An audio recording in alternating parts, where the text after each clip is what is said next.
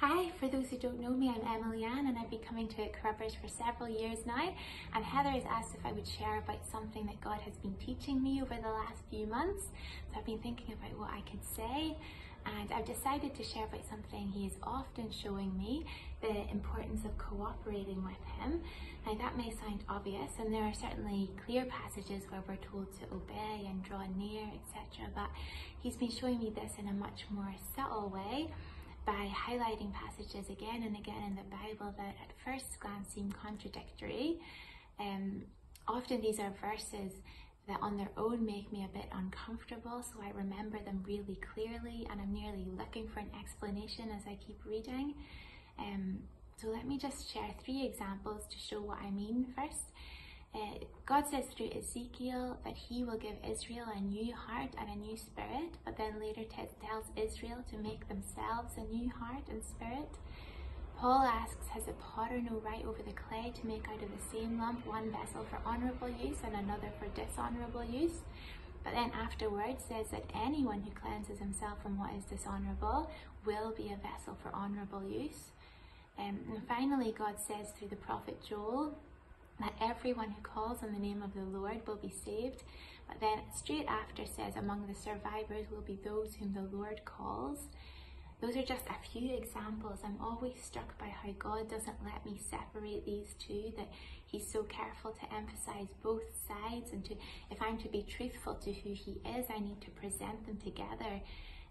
So why does he do this? I'm always fascinated when something seems so obviously contradictory in the Bible, because I realize there's a deeper truth there that he wants me to search out. So in these examples and many others, I think God's highlighting to me that my cooperation is really important to him, because he wants the relationship. That I can't do God's part, but he won't do my part, because he wants me to work with him and he wants it to be a team. Let me just say, in all this, he is so merciful and he helps us. And if we haven't cooperated in the past, if we humble ourselves, he's so quick to forgive us and restore us. I love the example of Ahab in the Bible, where it says that no one sold himself to do evil in the sight of the Lord as he did, and yet when he tore his clothes and put on sackcloth and fasted, God saw that he humbled himself and said that he wouldn't bring disaster in his days. This is such an example of God's mercy, that he's willing to relent and willing to be moved by people when they humble themselves before him.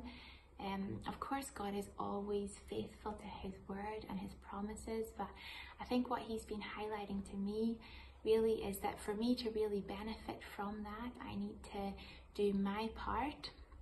And I think one of the clearest examples of this is when Esther is told, for if you keep silent at this time, relief and deliverance will rise for the Jews from another place, but you and your father's house will perish.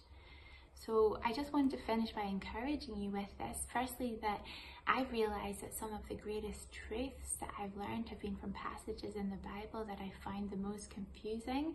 So that's just an encouragement for all of us to keep asking God for understanding and revelation. I don't think God won't give us the highest things of his heart until they're the highest things of our heart. So we need to keep searching. It's not always obvious, because he wants to draw us in. And also that God really wants our cooperation, that it really matters to him how we respond. That's why he's careful to emphasize both sides. And I find it incredible that he honors us in this way, that although he's all powerful, we really can move his heart and his hand to act, because he wants us to be a part of what he's doing. He wants us to be a team, like he says when he'll come back and reign, that we would reign with him.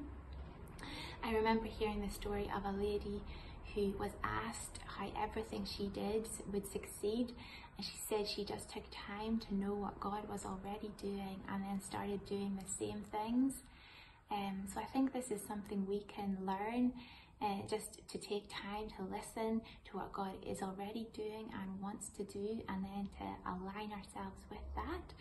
So that's something he's been teaching me, and thanks for listening, and I hope you all have a nice evening.